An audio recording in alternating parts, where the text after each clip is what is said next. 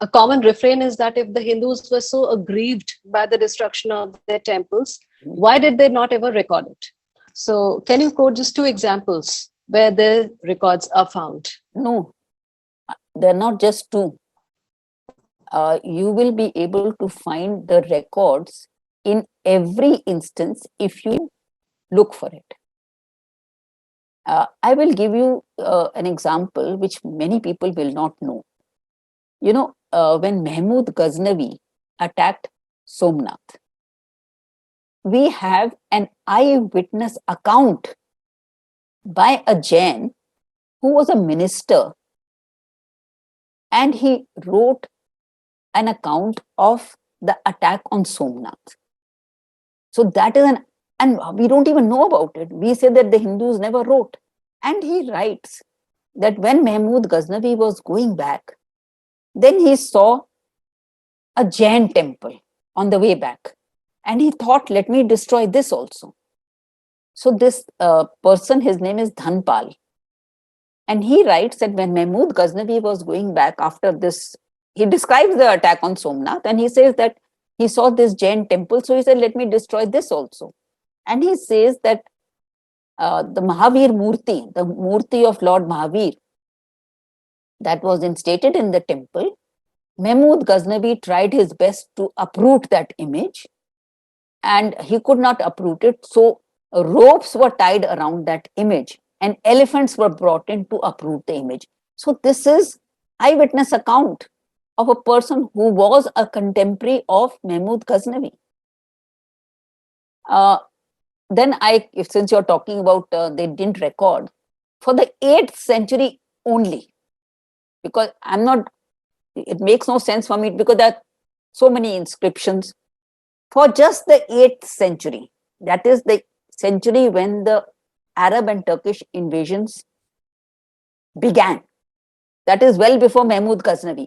For the 8th century only, for North India, there are at least 6 inscriptions by Hindu kings of them fighting the Arab and Turkish armies and defeating them. Those inscriptions are all there.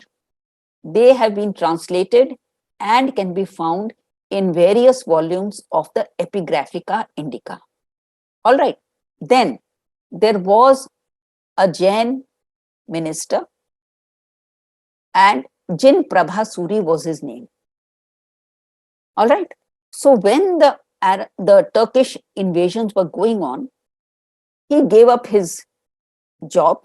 He was also, working as a minister somewhere, and he went to all the Jain sacred sites which had been attacked. And he wrote a book which survives, and he tells the community that even the murtis which are khandit, they've been damaged. But he says, don't think that they have lost their power. So this response that he is giving, there are so many other works. For the south, we have Madura Vijay. Who is this? It is written by the princess of the Vijayanagar crown prince. Imagine people of that level to the lowest, they are responding. And she writes that, what has happened in the south, the Kaveri has turned red with the blood. And she's saying that the goddess, she has herself come to my husband and given him the sword and said, get up and defend your dharma and this kshetra.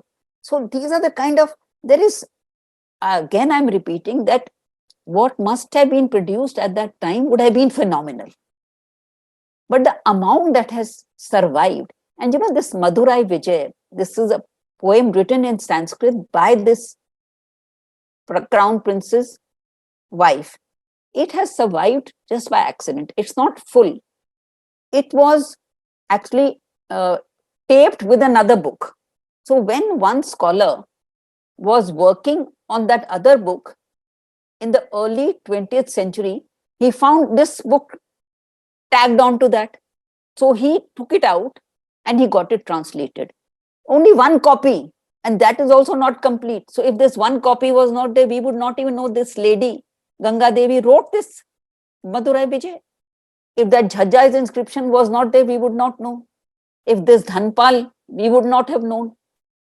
The inscription that I have told you in the 8th century itself, I have got 6 or 7 of them. I cannot, detail them right now, but they are all records. We did not write history the way modern historians write it, obviously. But India is a unique case where the defeated, the downtrodden, the vanquished, they wrote. They tried to record with whatever means they could.